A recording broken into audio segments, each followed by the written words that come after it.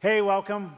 It's great to have you here. Welcome to Christ Community Chapel, and I'm glad that you're a part of what God's doing here, and God's doing a lot. I love what God does. Here we are, this weekend, by the way, marks the 1-year anniversary since we started Restoration Chapel. We are, thanks.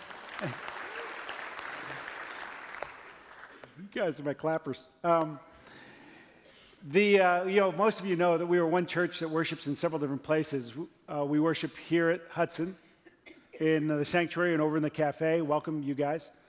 We also have part of our church that worships in Stowe, and part of our church that worships up in Aurora, and then down in Akron at Highland Square. And about 18 months ago, we started dreaming about what it would be like to have part of our church worshiping in a detention center. And then a year ago, this weekend, we launched Restoration Chapel in a detention center up in Cleveland. And we've been having worship services there every week. And just last week, 14 young men committed their lives to Jesus Christ at Restoration Chapel. Yeah, now you can clap. And that's part of why you give and why you guys volunteer. And I just wanted to let you know it's an awesome thing. So I love what our church is doing around there. We finished the Vision series, which was to be a bridge to our neighbors, to our community, and to the world. And if you missed any of those, I want you to go back and if you'll watch them on the website or something, just to catch up, to be on the same page as we go through this journey together. One thing I forgot 2 weeks ago, when we were talking about our community, we handed out these sheets, which were made up of these different pods that make up your individual community.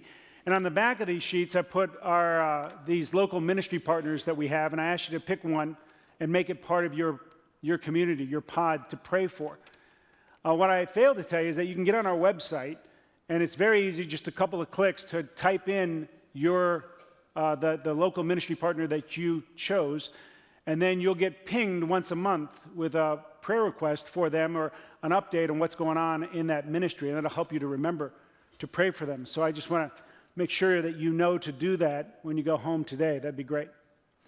We start a new series this weekend that'll carry us all the way to Easter, 9 weeks. It's called The Road to Emmaus. The Road to Emmaus. You ever seen a movie where at the end of the movie everything kind of comes together like pieces of a jigsaw puzzle? And at the climax of the movie, you start to realize how much you missed throughout the movie, all the clues that you missed. And whenever I see a movie like that, I always want to go back, and sometimes I do, and I rewatch the movie so I can really appreciate and just go, oh, yeah, that's where that's going to fit. And that's why that was part of the story back then, because it was coming in right here. In Luke chapter 24, there's a great, great story.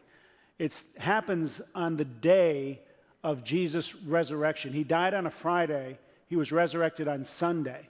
And this is the story that happens. Luke 24, let me read it for you. It begins at verse 13.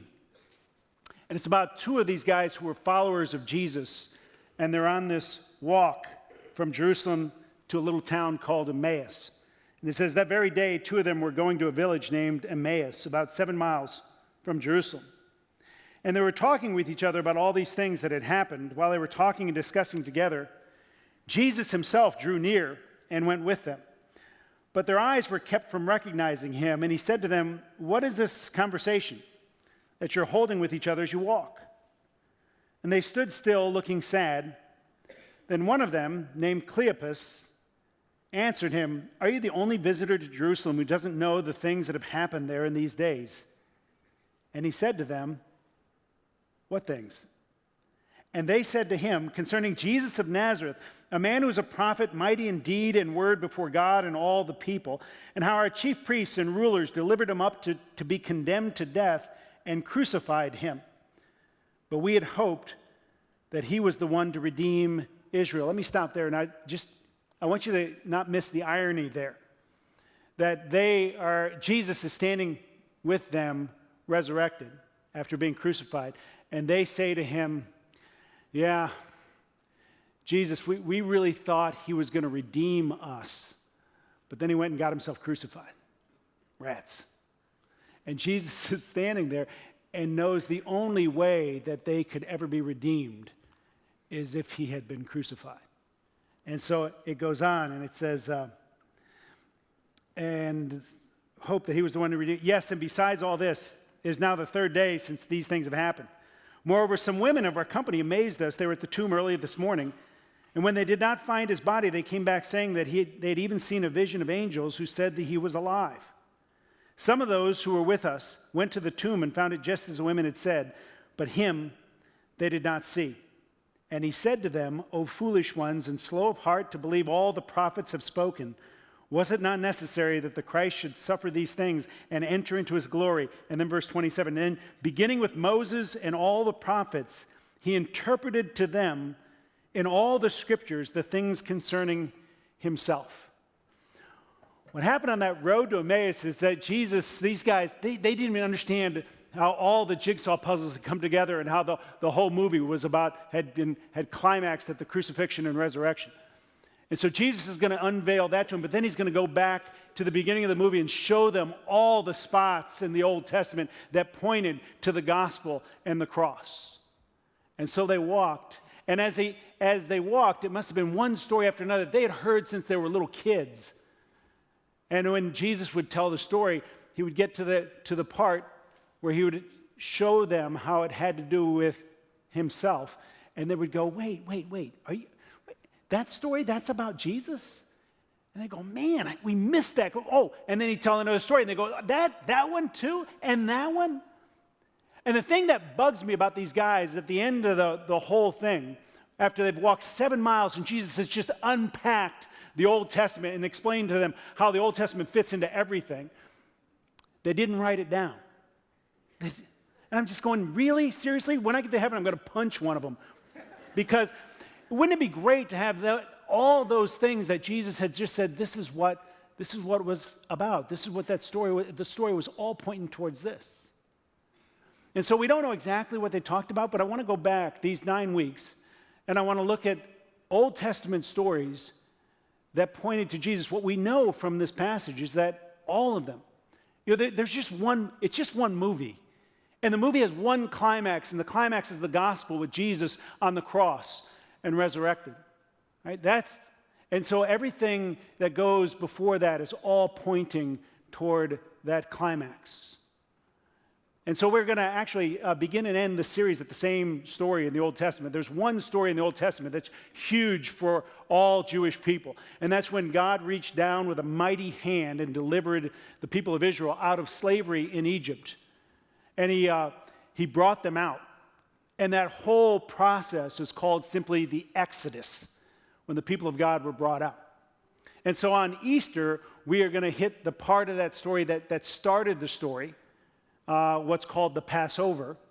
And then this weekend, we're going to talk about kind of the end of that story where they actually went across the Red Sea and they went from slavery to freedom.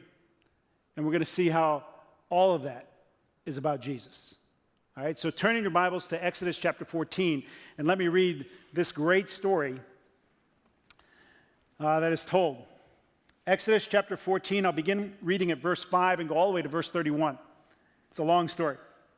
When the king of Egypt was told that the people had fled, the mind of Pharaoh and his servants was changed toward the people, and they said, "What is this we've done, that we've let Israel go from serving us?" So he made ready his chariot and took his army with him. He took 600 chosen chariots and all the chariots of Egypt with officers from all over them. And the Lord hardened the heart of Pharaoh, king of Egypt, and he pursued the people of Israel, while the people of Israel were going out defiantly. The Egyptians pursued them, all Pharaoh's horses and chariots and his horsemen and his army, and overtook them and camped at the sea by Pi-hahiroth in front of Baal-zephon. When Pharaoh drew near, the people of Israel lifted up their eyes, and behold, the Egyptians were marching after them, and they feared greatly. And the people of Israel cried out to the Lord. They said to Moses, "Is it because there are no graves in Egypt that you've taken us away to die in the wilderness? What have you done to us in bringing us out of Egypt? Is not this what we said to you in Egypt? Leave us alone, that we may serve the Egyptians." Okay, let me stop there. That's not exactly what they said, all right, back then. When they were serving as slaves in Egypt and Moses came and said, "God sent me and you're going to be free," they didn't go, "Nope, rather not. Love it here. love being slaves. They were all into it, and then they get to this point, and they begin to shake and to be afraid, and then they tell them, oh, we never wanted to leave in the first place. We'll get back to that. All right, so then it says, for it would have been better for us to serve the Egyptians than to die in the wilderness. And Moses said to them, fear not, stand firm, and see the salvation of the Lord, which he will work for you today. For the Egyptians who you see today, you shall never see again.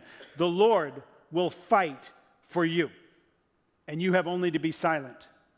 The Lord said to Moses, why do you cry to me?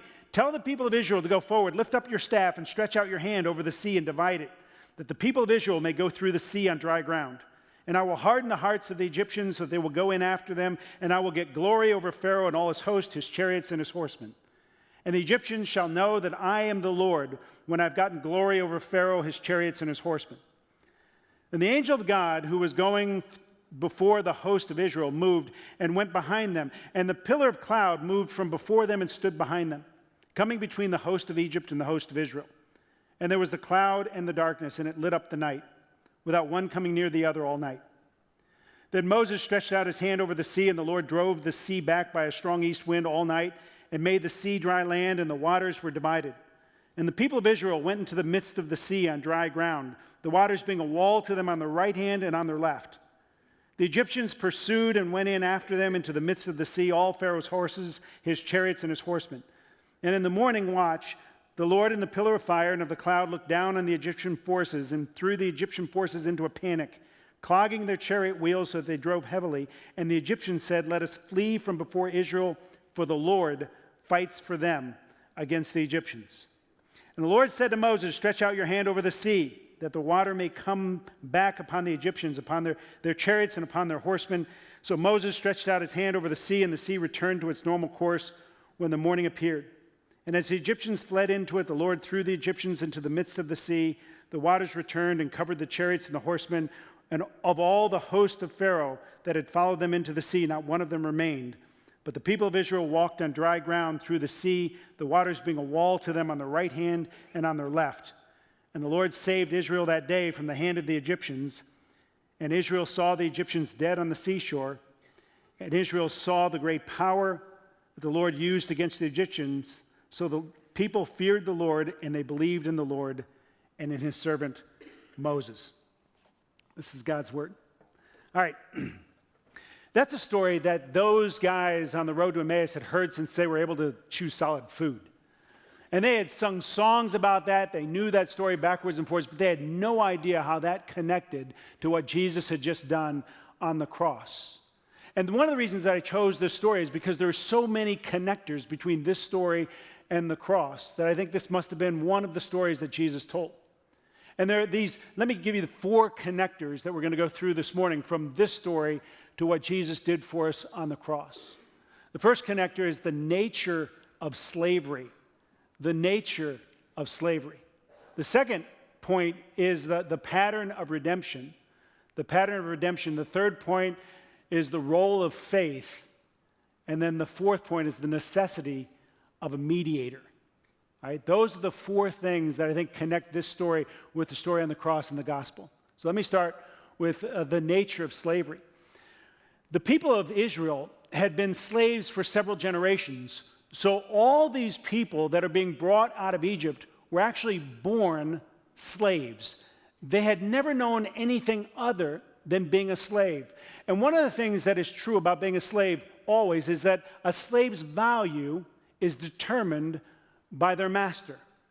Pharaoh determined the value of all those people because a slave is only as valuable as they are to their master who they serve. All right, so one of the things that happens, right in the middle of the story that I told you, that some of those people wanted to go back. They're in the middle. They haven't really gotten value from anything else. They don't know really who they are or what they're about. So they think, at least we knew we had some value when we served Pharaoh. Let's go back.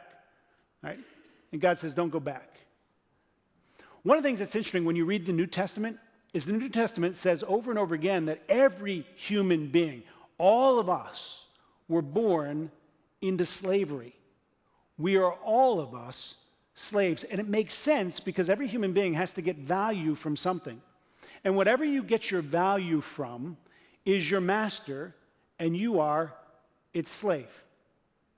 When my daughter Becca comes home from college, our television viewing habits change because she watches certain shows. I came home from work one day, and she was watching a television show called America's Next Top Model. I had to give you that introduction about her so that you didn't think I actually watched that show on my own, right? But on that particular show, I sat down and watched it with her. And you got these young women who are trying to be, America's Next Top Model.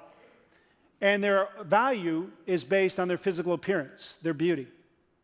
And so all these girls, every flaw that they have is just an awful thing, and they try to overcome their flaw because all their value is coming from their physical appearance. And I began to think, wonder what life is going to be like, particularly for the one that wins. And the one that wins will then put all of her value in her physical appearance, and then over time, she is going to, what's going to happen to her is what happens to all of us, is that eventually she's going to age. She's going to look in the mirror one day, and she's going to see the wrinkles start to come, and her beauty is going to begin to fade, and that's when she'll hear the voice. And the voice will say this: you are ugly, and you are worthless. And that voice will come from the one that she has served. That voice will come from her master. And that voice is why Botox was invented, right? And a lot of other plastic surgery. It's a slave responding to a slave master and saying, if I don't do this, if I don't try to stop the aging, I will be worthless. And so I must. But it's not just, women who put all their value in their physical appearance who have that problem with the slave master. We just finished, the last month, we saw Lance Armstrong, who's the greatest cyclist to ever climb on a bicycle, stand before the world and say, okay, I took every performance-enhancing drug I could, and I lied to the public for a decade or longer. But when he tried to describe why he did it, he ended up saying, basically, I got my value from winning. And I decided then I had to win at all costs. Who told him that? Who made him a slave to win at all costs? Well, a master did that said, if you do not win, you are worthless. But all of us get our value from something. The mom who gets her value from her children is no less a slave than the Israelites running from Pharaoh. The man who gets his value from his job is no less a slave now, just because his wages are different, than the slave in Egypt who God was trying to set free. What's interesting is that God grabs these people and he tries to take them out of slavery. And he says, you've been slaves your whole life. You don't know anything else. Your value is determined by what you produce for your master. And I want to take you away and I want to set you free. And he takes them to the Mount Sinai and he gives them the 10 Commandments. You know that, right? There are only 10, big 10. Out of those 10, isn't it weird that one of the 10 Commandments was to take a day off? The Sabbath. Does that ever strike you as strange? Don't murder. Don't steal. Don't take another man's wife. Oh, and by the way, take a day off every day. Every week.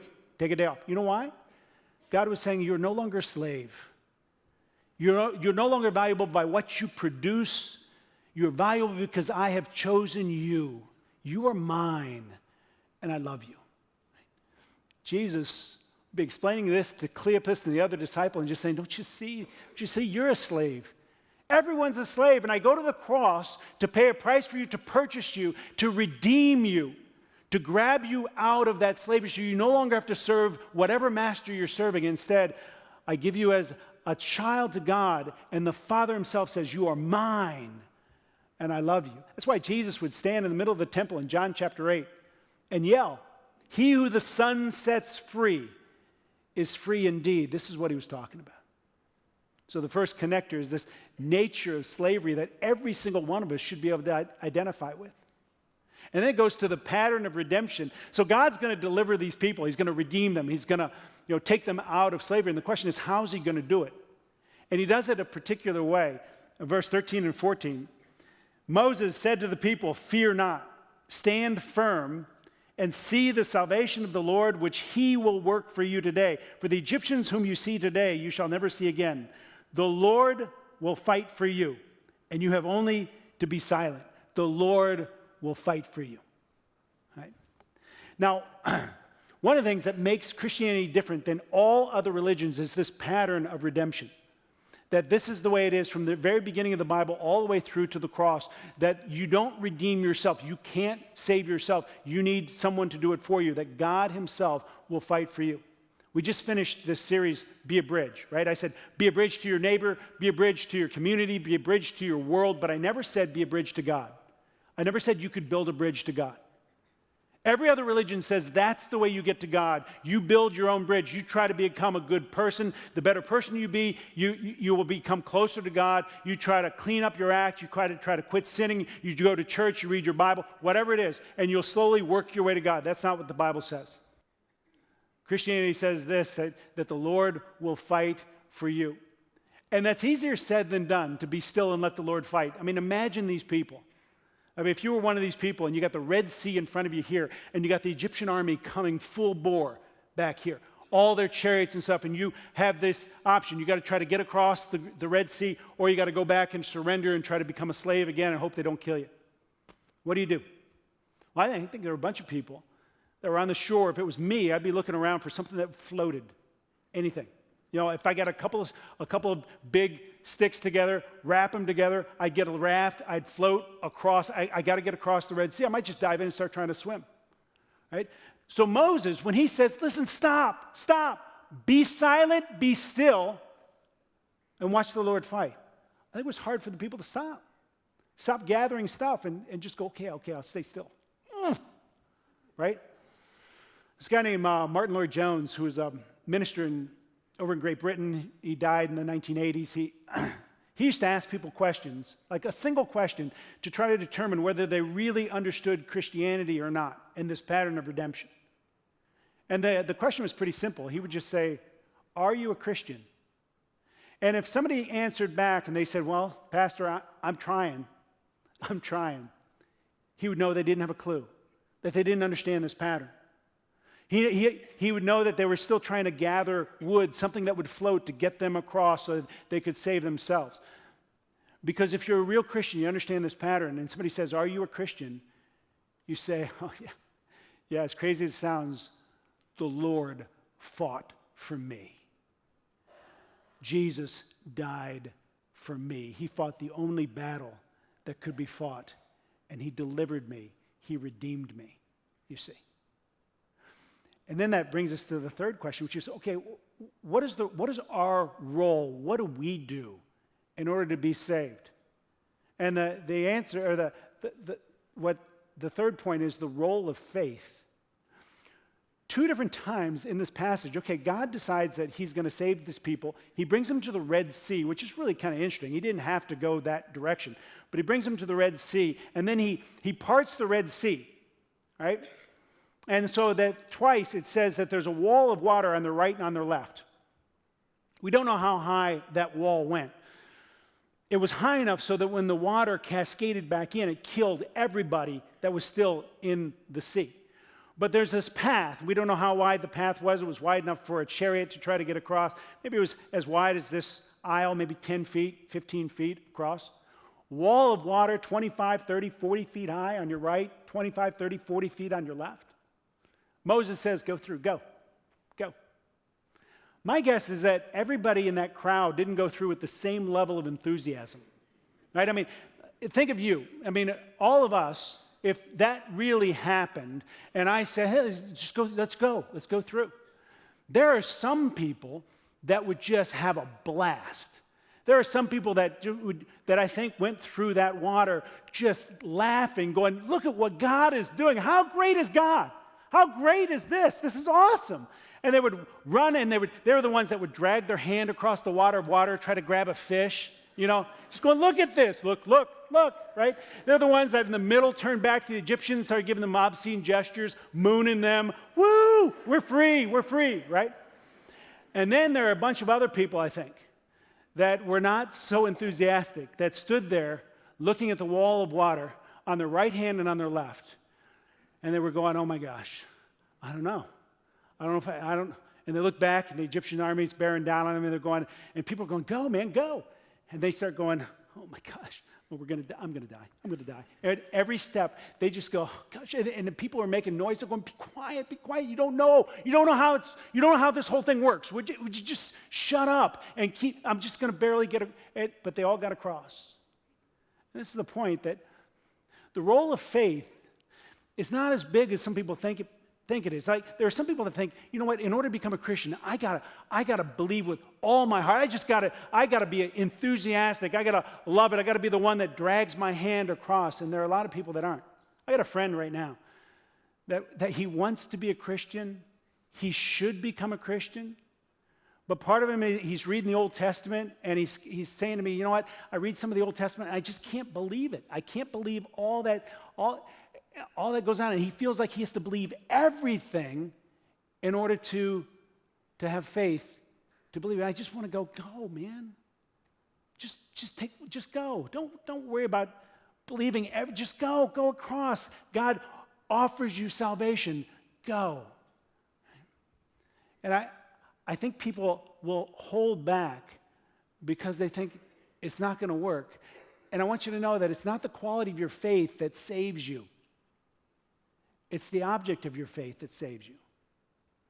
It's what you're trusting in.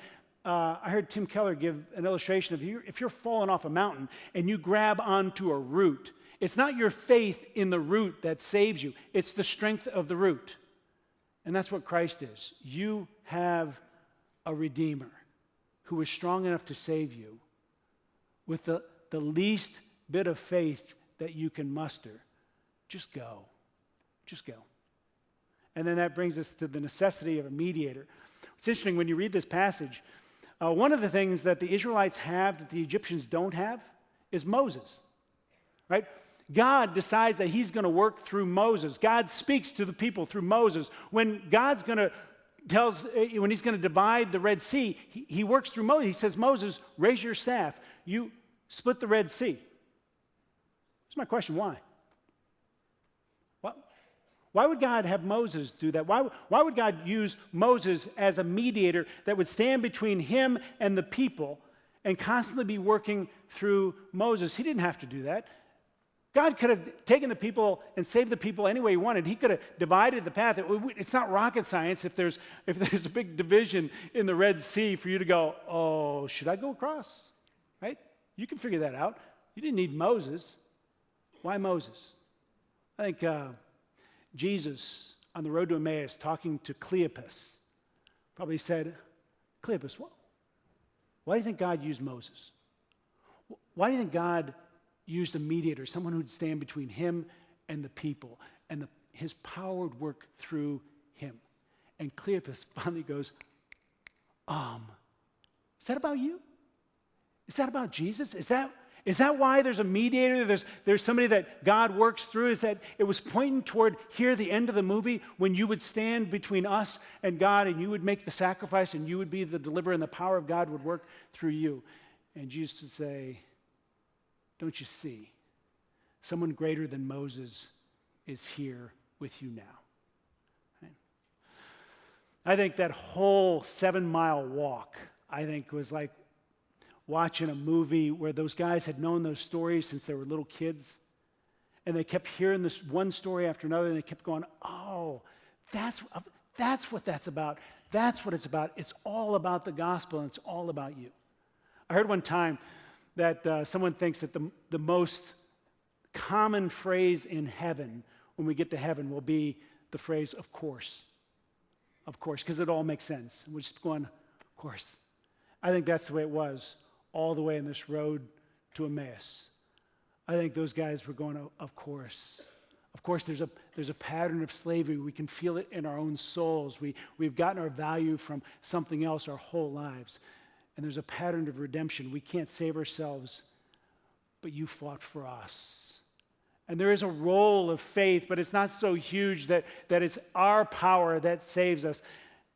And we have a mediator, one who would stand before. Of course, this is about Jesus, the author and perfecter of our faith. So for the next 8 weeks till Easter, we're going to be looking back on the Old Testament and trying to keep in mind that this is all one big movie, and the end of the climax of the movie, every single story is about that. So we're going to look for Jesus all the way. And maybe by the end, every time we read the Old Testament, we'll be saying, of course this is about Jesus. Would you pray with me? Father in heaven, thank you for your word. Thanks for not leaving us enslaved. And I pray that you would forgive us for wanting to go back sometimes to the things that we get our value from, whether it's work or our kids or relationship or what people think of us or all the things that drive us. You came to set us free, and you did it in a magnificent fashion by sending us a Redeemer, the one who would fight for us, who would give himself up for us so that we might be saved and free. I pray that you would set every single person here free and remind us that it's not the quality of our faith, but the object of our faith that has the strength to save us. Thank you for Jesus, and we pray this in his name. Amen.